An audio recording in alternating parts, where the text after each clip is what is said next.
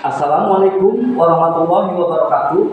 Kepada yang terhormat Bapak Ibu dosen penguji ujian kinerja, perkenalkan nama saya Ade Rohman. Saya adalah mahasiswa guru tertentu periode 1 tahun 2025 di Universitas Pasundan dengan NIM 245071375. Pada hari ini, hari Jumat, tanggal 18 Juli 2025, saya akan melaksanakan praktek pembelajaran pendidikan Pancasila dan Kewarganegaraan dengan materi kehidupan bernegara dalam konteks NKRI di SMA Muhammadiyah Labuan sebagai prasyarat uji kinerja.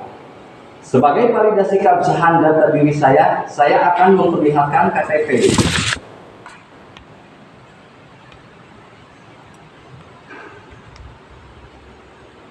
Demikian, wassalamualaikum warahmatullahi wabarakatuh. Assalamualaikum. Waalaikumsalam. Selamat pagi.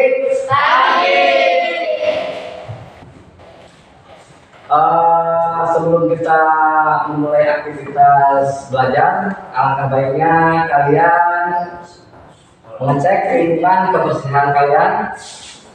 Coba dicek dulu atau ada sampah. Baik. Tapi banyak apa? Enggak ada, Pak. Enggak ada. Oke, untuk selanjutnya dipersilahkan untuk membaca doa dulu sebelum aktivitas pembelajaran kita mulai. Untuk ketua kelas, dia silakan pimpin doanya. Sebelum belajar, marilah kita membaca doa. Membaca doa dimulai. A'udzu billahi minasy syaithanir rajim.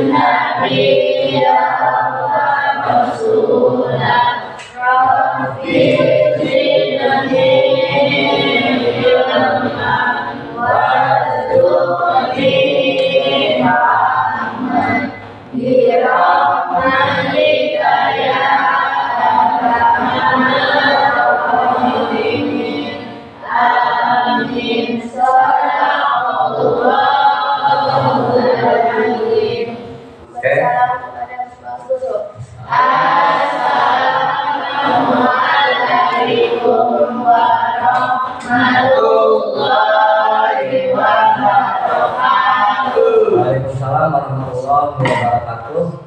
Oke, selanjutnya kita absen dulu ya.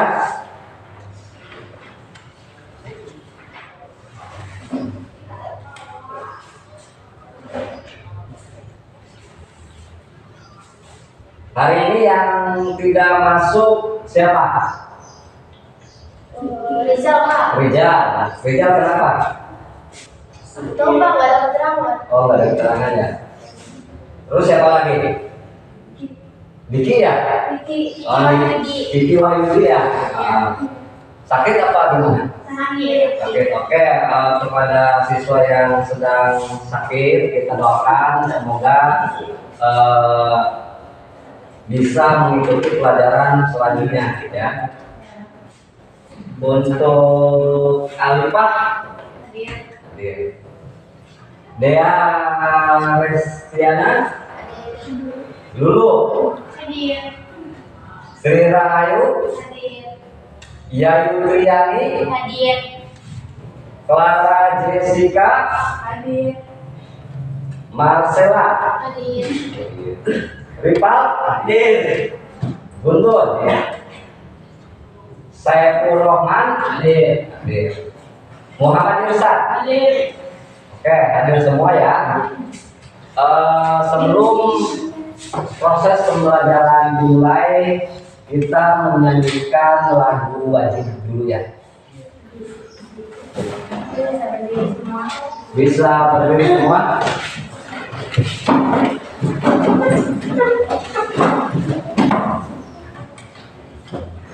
Nah.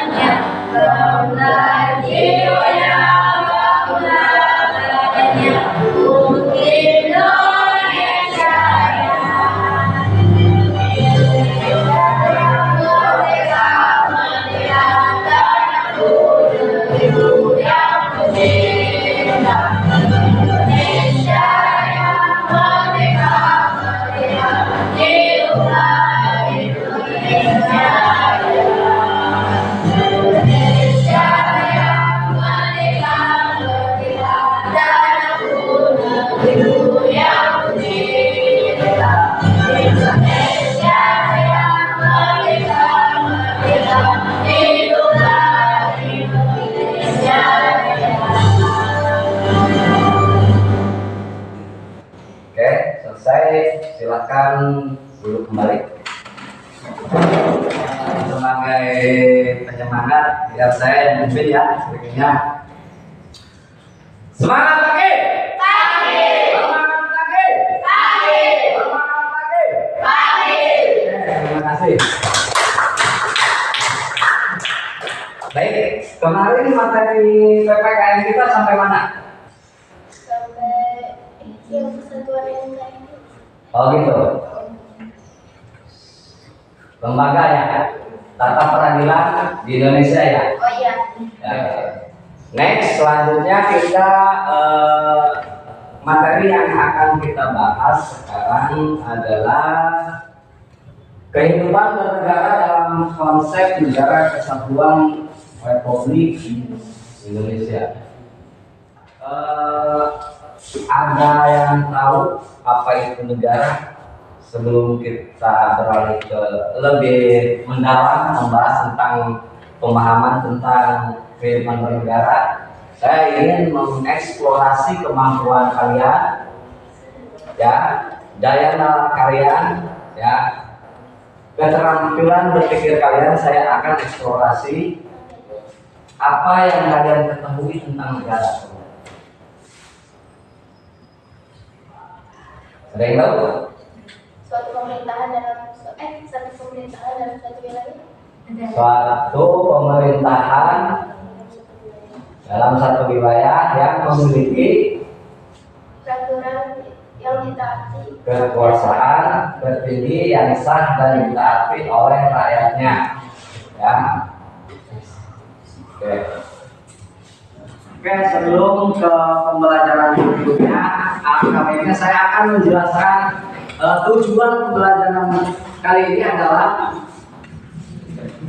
menjaga keutuhan wilayah NKRI, mencegah konflik dan perpecahan, memperkuat identitas nasional, meningkatkan solidaritas sosial, mewujudkan masyarakat adil dan makmur. Adapun sumber materi pembelajaran yang akan kita bahas adalah materi pembelajarannya adalah 1. Sumpah Pemuda 1928, Pancasila sila ketiga, Persatuan Indonesia, dan poin ketiga adalah Bhinneka Tunggal Ika. Oke, nah Di dalam negara itu ada unsur rakyat, wilayah, dan pemerintahan. Coba baca yaitu ayat Bapak. Rakyat adalah kelompok manusia yang mendiami wilayah negara tersebut dan menjadi bagian dari negara. Oke, kita ke faktor pendorong persatuan dan kesatuan. Ya, di sini ada 3 faktor yang dapat mendorong persatuan dan kesatuan. 1 adalah Sumpah Pemuda. Yang kedua Pancasila. Yang ketiga adalah Bhinneka Tunggal Ika.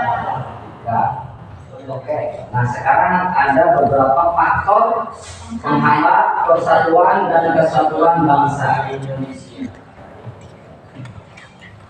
Alifah, bacain Alifah. Geografis. Indonesia yang terdiri dari pulau-pulau dan kepulauan memiliki Ya. Di Papua, contoh, ya, ini real. Ketika kita beli makanan di Papua, itu soto 1 porsi itu bisa 23.000. Bayangin ya.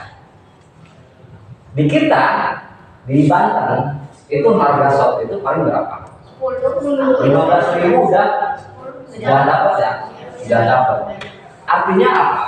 Ya, akses jalur transportasi yang tidak memadai di Papua itu mengakibatkan bahan-bahan dasar pokok itu lebih mahal karena biaya operasional itu melalui jalur udara. Ya, itu yang menyebabkan letak geografis ya menjadi pemicu konflik ya, perpecahan ya.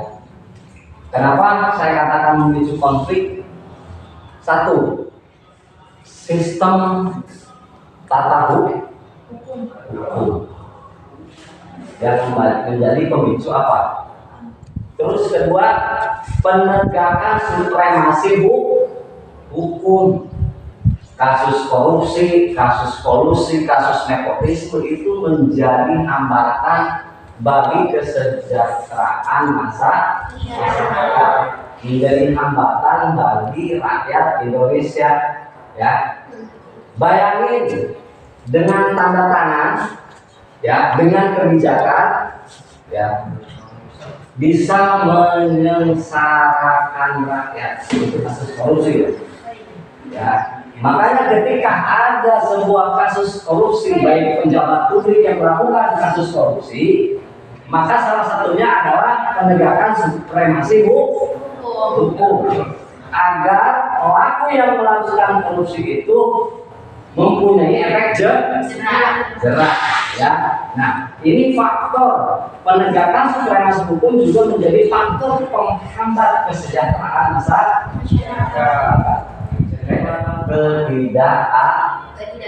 Ketidakadilan ya, ketika masyarakat Papua ya merasakan infrastruktur ya, baik infrastruktur jalan, baik infrastruktur pendidikan ya, kesehatan. Kalau infrastruktur tadi sudah terrealisasi di Papua, maka ketimpangan sosial itu tidak ada ya. Ya, maka ketimpangan sosial itu tidak ada ya. Sekarang yang lagi ramai itu apa? Ada yang tahu? Di Papua sekarang yang lagi ramai apa? Tambang nikel ya. Papua bukan anti apa? Bukan anti pembangunan ya, tapi ketika pembangunan itu sejalan dengan kesejahteraan masyarakat, saya kira Papua aware ya, masyarakat Papua pasti menerima ya. pembangunan yang sejalan dengan kesejahteraan rakyatnya, ya, pembangunan yang berpihak pada rakyatnya, itu tidak akan terjadi konflik. Ya. Ya. Kasus yang sekarang terjadi tentang tambang nikel, ya, Papua dieksplorasi, tapi kesejahteraannya tidak dirasakan oleh masyarakat. Kedua, belum resiko kerusakan lingkungan, terumbu karang, ya. Di Raja Ampat, ya. Kejadian ini di Raja Ampat. Bayangkan, untuk menumbuhkan terumbu karang itu butuh berpuluh-puluh tahun, ya, sehingga ekosistem alam itu rusak. Ya. Alangkah baiknya sebuah pembangunan itu harus didasari kepada kearifan lokalitas. Kearifan lokalitas sesuai dengan apa? Dengan menjaga kelestarian alam. Ya. Artinya pembangunan yang ramah di lingkungan. Ya. Oke, sesi selanjutnya ada yang mau bertanya lagi tentang materi tadi yang sudah saya sampaikan? Pak, oke, silakan. Faktor penyebab kerusuhan yang terjadi di Papua di Raja Ampat. Oke, faktor yang terjadi atau faktor kerusuhan yang terjadi di Raja Ampat adalah yang sedang marak terjadi adalah pertambangan nikel, ya, adalah bagian dari hilirisasi program pemerintah. Kenapa itu terjadi sebuah konflik? Karena Papua senantiasa dieksploitasi secara alam, ya, tidak mempertimbangkan dampak lingkungan. Ya. Masyarakat Papua itu bukan anti pembangunan, ya, tapi ketika pembangunan yang dilakukan oleh pemerintah berdampak buruk, maka itu menjadi pemicu atau menjadi konflik pertentangan secara horizontal. Ya.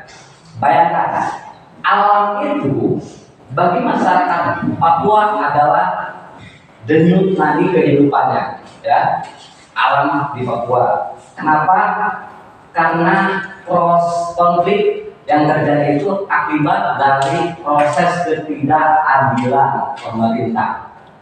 Seandainya pembangunan di Papua harus ketika didasarkan dibarengi dengan kesejahteraan masyarakat, ya, artinya fasilitas pendidikan bisa dirasakan oleh masyarakat Papua, fasilitas kesehatan bisa dirasakan oleh masyarakat Papua, saya kira nggak mungkin ada konflik, ya.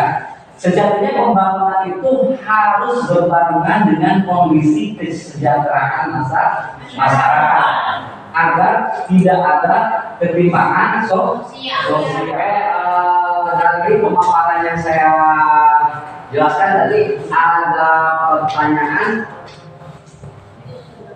yang ingin bertanya, silahkan acungkan tangan. Saya Kak. Ya, silakan. Dari yang kasus yang pemaparan tadi di kebinekaan atau keberagaman, ya. Saya mau bertanya ini bagaimana peran generasi muda dalam menjaga dan mengembangkan nilai-nilai kebinekaan di tengah perkembangan teknologi dan informasi yang sangat besarnya. Oke, close dulu.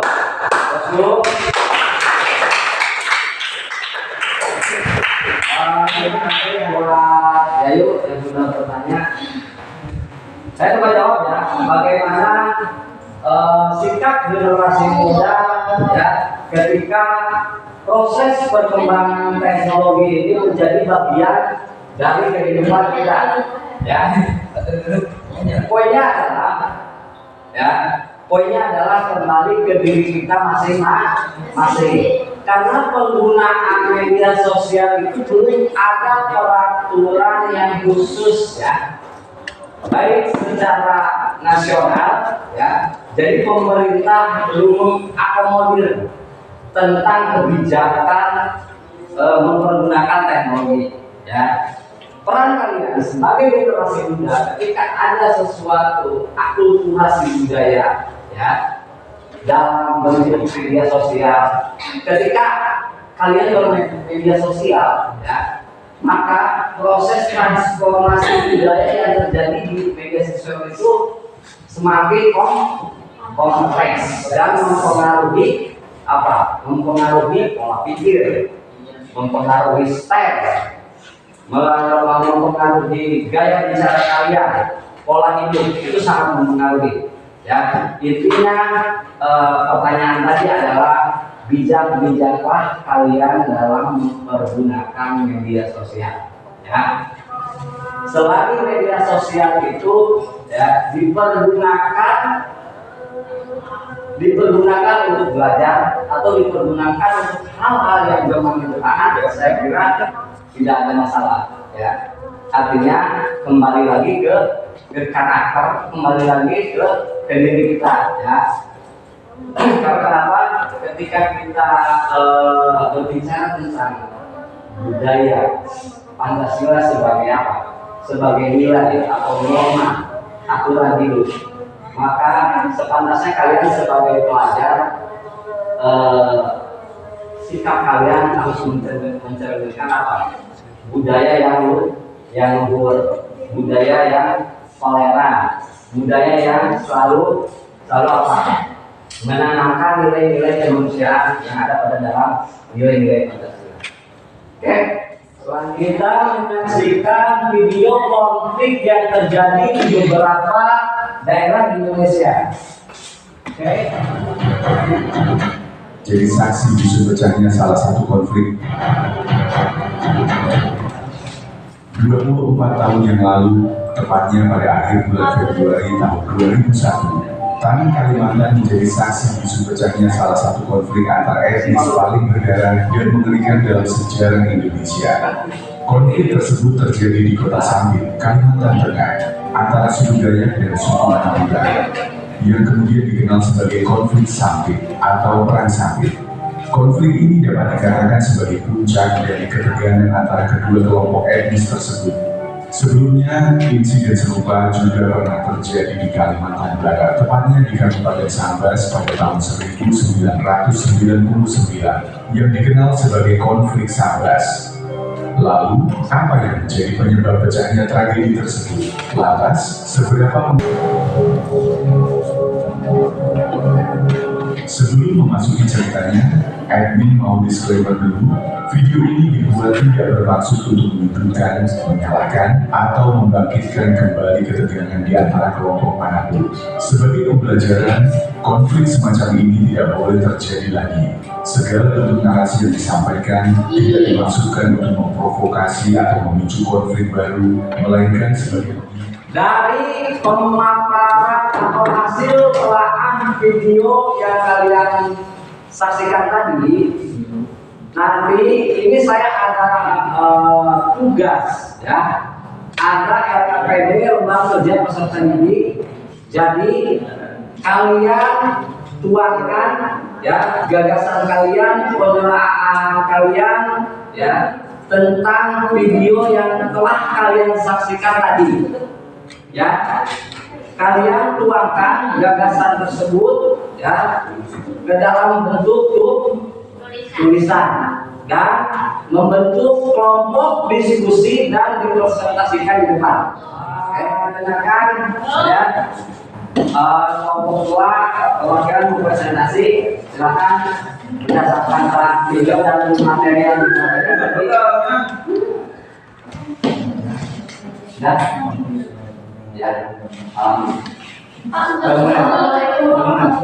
Ya, di bangunan Sikri,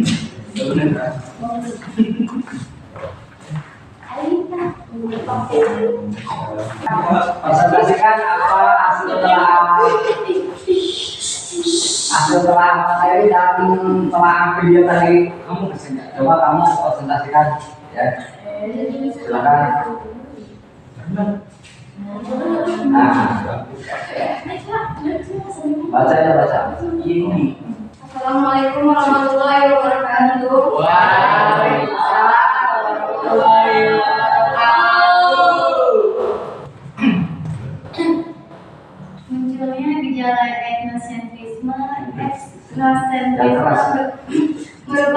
menonjolkan kelebihan-kelebihan budayanya dan menganggap rendah budaya suku bangsa lain. Hal tersebut apabila tidak diatasi tentu saja akan memperlemah persatuan dan kesatuan bangsa. Penyelesaian konflik seharusnya diselesaikan dengan jalan damai berdasarkan musyawarah mufakat dengan mempertimbangkan nilai-nilai toleransi dan saling menghargai satu sama lain untuk mewujudkan kehidupan yang harmonis dalam Bhinneka Tunggal Ika. Pembangunan yang tidak merata, proses pembangunan yang terpusat di wilayah-wilayah tertentu dapat menimbulkan kesenjangan dalam berbagai bidang. Hal tersebut apabila tidak diselesaikan dapat memperlemah persatuan dan kesatuan bangsa. Pembangunan tambang nikel seharusnya harus sejalan dengan kesejahteraan masyarakat dan tidak merusak kondisi lingkungan hidup, agar ekosistem alam tetap terjaga dan lestari untuk keberlangsungan kehidupan umat manusia. Sekian dari kelompok saya. Wassalamualaikum warahmatullahi wabarakatuh. Baik, assalamualaikum warahmatullahi wabarakatuh. Waalaikumsalam. Kami dari perwakilan kelompok 1 akan membacakan hasil diskusi kami. Saya akan membaca dari faktor pendorong persatuan dan kesatuan. Materi pembelajarannya adalah Sumpah Pemuda. Sumpah Pemuda merupakan sumpah yang menunjukkan kebulatan tekad seluruh pemuda Indonesia yang merupakan unsur utama perjuangan bangsa dalam melawan penjajahan untuk mempersatukan seluruh rakyat Indonesia dalam perjuangan meraih kemerdekaan. Dalam isi rumusan Sumpah Pemuda tersebut terkandung nilai utama, yaitu 1. Tanah air, 1 bangsa dan 1 bahasa, yaitu Indonesia. Ikrar 1 tanah air, 1 bangsa dan 1 bahasa telah menjadi penyemangat bangsa Indonesia untuk bersatu. Nah, berdasarkan materi perkenalan tiga tadi, dan setelah melakukan berdiskusi, maka hasil dari kesepakatan diskusi kami menyimpulkan bahwa Pergerakan pemuda yang digagas melalui gerakan Yong Jawa, Yong Sumatera Bona, Yong Islamiten adalah eskalasi pergerakan kaum pemuda seluruh Indonesia dan melahirkan Hari Sumpah Pemuda tepatnya pada tanggal 28 Oktober 1928 sebagai landasan untuk mempererat dan memperkukuh rasa persatuan dan kesatuan dan sebagai integrasi perlawanan pemuda terhadap kaum penjajah guna mewujudkan kemerdekaan. Bos.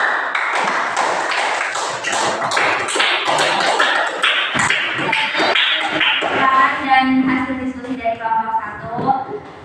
Kurang lebih maaf, saya berdiri. Wassalamualaikum warahmatullahi wabarakatuh. Waalaikumsalam.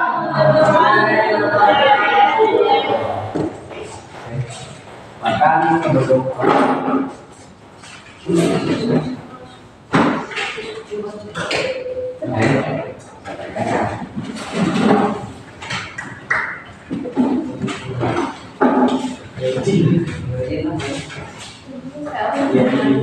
Aku pasang dari hasil pemaparan atau hasil konsentrasi yang kalian lakukan tadi di depan, yang kalian presentasikan tadi, maka di sini ada perbedaan, ya, ada perbedaan kelompok 1 dengan kelompok 2 ya. Jadi intinya sebuah konflik penyelesaian yang dilakukan, ya, seharusnya harus mempertimbangkan nilai-nilai moralitas dan nilai-nilai apa?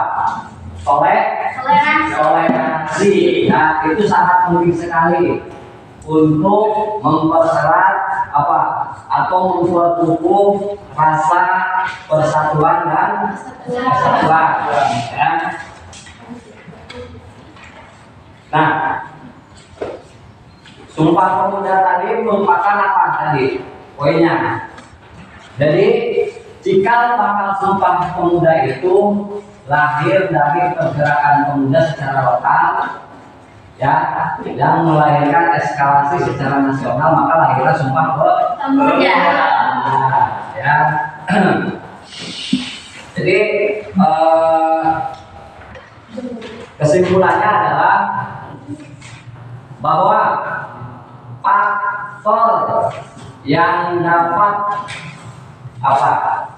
memperkukuh rasa persatuan dan kesatuan itu adanya kerjasama, ya, gotong royong, toleransi antar umat beragama itu akan membuat atau akan memperkokoh rasa persatuan dan kesatuan, ya.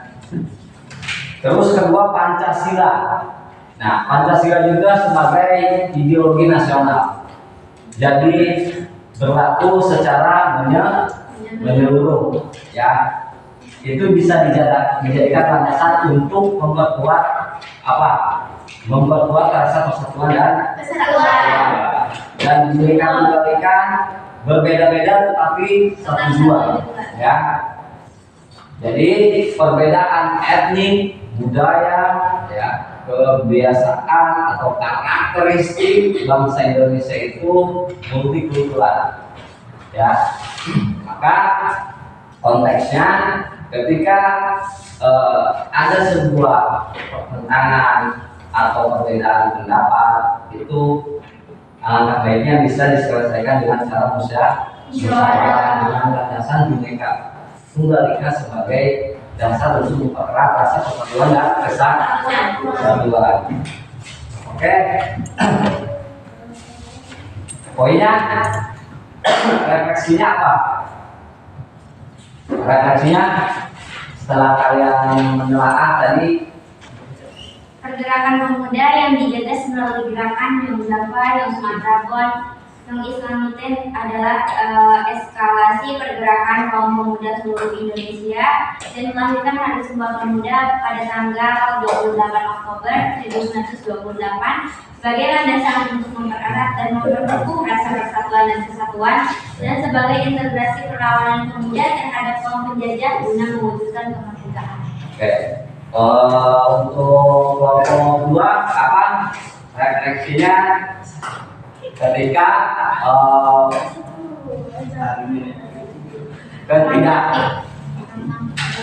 ya orang sampai tadi, ya, konflik penyelesaiannya itu seperti apa?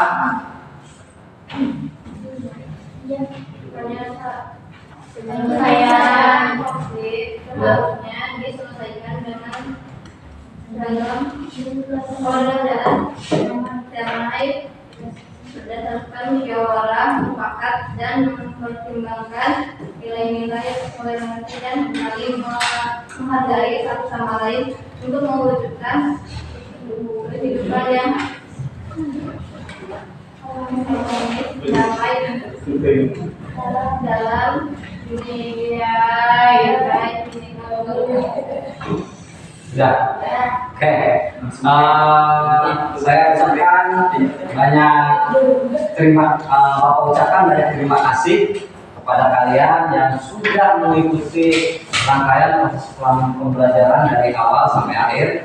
Jadi materi tentang persatuan dan kesatuan saya anggap sudah selesai, ya. Tadi ada post-test di mana kalian menggunakan daya nalar kalian, kreativitas berpikir kalian curahkan dalam bentuk diskusi dengan ada opsi-opsi isian-isian yang harus kalian selesaikan. Ya, harapan saya bahwa nilai-nilai persatuan dan kesatuan itu tidak hanya kalian pahami, ya, tidak hanya sebatas dijadikan prestasi akademik saja, ya, akan tetapi nilai-nilai persatuan dan kesatuan itu mampu terejawantahkan, ya, mampu diaplikasikan dalam kehidupan sehari-hari, ya. Sekian dari saya, kurang lebihnya mohon maaf, ya. Sebelum acara kita tutup, mari kita melakukan briefing dulu supaya kita refresh kembali. Semangat lagi! Semangat lagi! Semangat lagi!